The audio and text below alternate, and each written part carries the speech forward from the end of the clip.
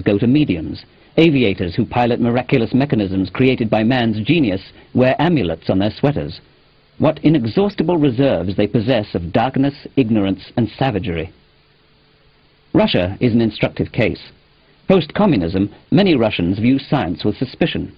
When the lid was lifted, as was also true of virulent ethnic hatreds, what had all along been bubbling subsurface was exposed to view. The region is now awash in UFOs, poltergeists, faith healers, quack medicines, magic waters, and old-time superstition.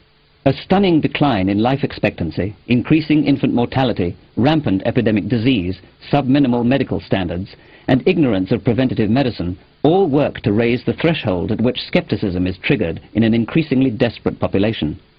As I write, the electorally most popular member of the Duma, a leading supporter of the ultra-nationalist Vladimir Zhirinovsky, is one Anatoly Kashpirovsky, a faith healer who remotely cures diseases ranging from hernias to AIDS by glaring at you out of your television set. His face starts stopped clocks. A somewhat analogous situation exists in China. After the death of Mao Zedong and the gradual emergence of a market economy, UFOs, channeling, and other examples of Western pseudoscience emerged, along with such ancient Chinese practices as ancestor worship, astrology, and fortune-telling, especially that version that involves throwing yarrow sticks and working through the hoary tetragrams of the I Ching. The government newspaper lamented that the superstition of feudal ideology is reviving in our countryside. It was, and remains, a rural, not primarily an urban, affliction. Individuals with special powers gained enormous followings. They could, they said, project qi, the energy field of the universe, out of their bodies to change the molecular structure of a chemical 2,000 kilometers away, to communicate with aliens, to cure diseases. Some patients died under the ministrations of one of these masters of Qigong, who was arrested and convicted in 1993.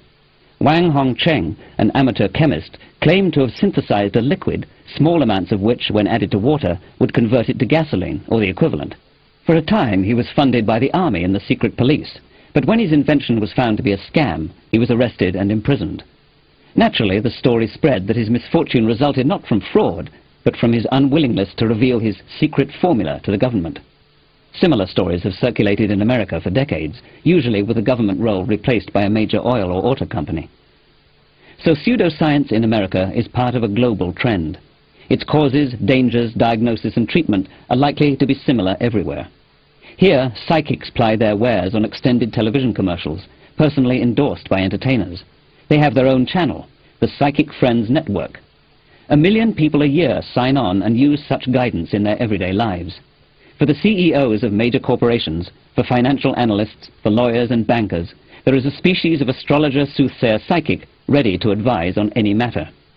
If people knew how many people, especially the very rich and powerful ones, went to psychics, their jaws would drop through the floor, says a psychic from Cleveland, Ohio.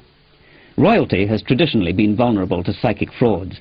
In ancient China and Rome, astrology was the exclusive property of the emperor. Any private use of this potent art was considered a capital offense. Emerging from a particularly credulous Southern California culture, Nancy and Ronald Reagan relied on an astrologer in private and public matters, unknown to the voting public. Some portion of the decision-making that influences the future of our civilization is plainly in the hands of charlatans. If anything, the practice is comparatively muted in America. Its venue is worldwide. As amusing as some of pseudoscience may seem, as confident as we may be that we would never be so gullible as to be swept up by such a doctrine, we know it's happening all around us. Transcendental meditation and Aum Shinrikyo seem to have attracted a large number of accomplished people, some with advanced degrees in physics or engineering. These are not doctrines for nitwits. Something else is going on. What's more, no one interested in what religions are and how they begin can ignore them. While vast barriers may seem to stretch between a local, single-focused contention of pseudoscience and something like a world religion, the partitions are very thin. The world presents us with nearly insurmountable